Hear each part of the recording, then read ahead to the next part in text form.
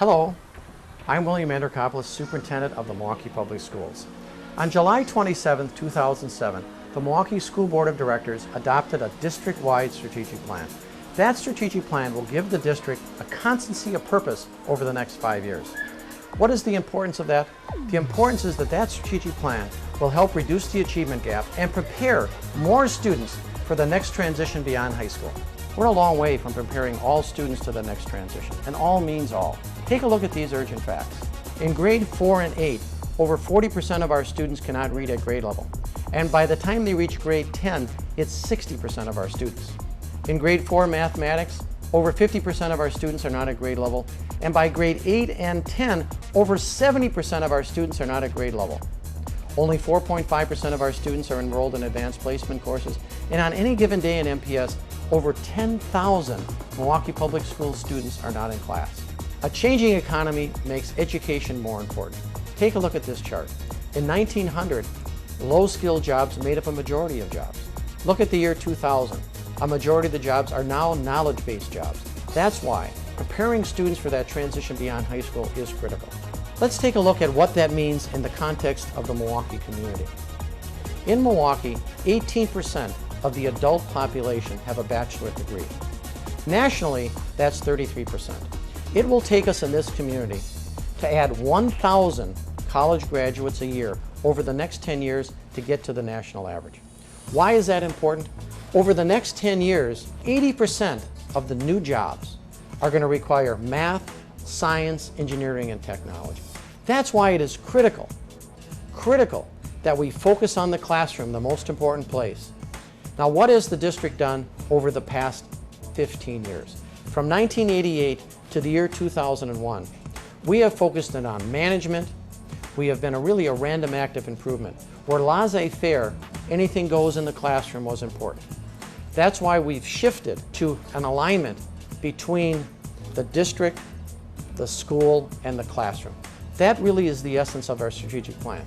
So our outcomes are focused, and we have district-wide achievement goals that enable students to better prepare themselves for that next transition. The expectations for learning have changed also. They include students must have the ability to communicate and work in teams, adapt to change. They must be prepared to solve problems. They must have the ability to create, be innovative, and be able to criticize. They must have the ability to engage in learning new things all the time. We have laid the foundation for that over the past 5 years. We've created learning targets that are aligned to the state standards. We develop capacity builders that has schools at the school level develop strong educational plans, learning teams that are around developing a professional learning community for the adults. We've developed characteristics of the high-performing classroom, which focuses on what learning should look like in a high-performing classroom. And we've held principals accountable and supported principals through solid instructional leadership. I suppose you're wondering how we developed this strategic plan. Well, first of all, it was developed with community input. We had over 48 community input sessions, where over 9,000 bits of information were collected and over 1,000 citizens were engaged. Then we looked at best practice and research. We looked across the country on what districts were doing across the country to bring about significant academic success for their children. Then we looked at our own professional expertise. And we looked at that expertise and how that was unique to our own community. I suppose you're asking this question, why are we engaging you in this process?